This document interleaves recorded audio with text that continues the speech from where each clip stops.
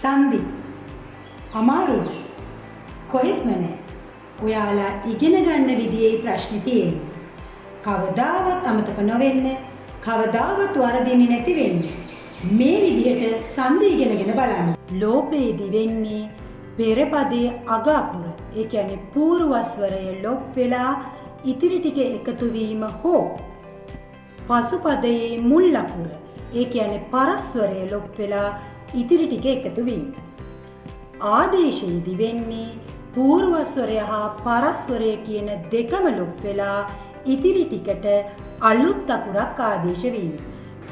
ඉතින් මේ මාසේ 26 වෙනි අඟහරුවාදා ඒ විදියට ලස්සනට පැහැදිලිව සන්ධි ඉගෙන ගන්න.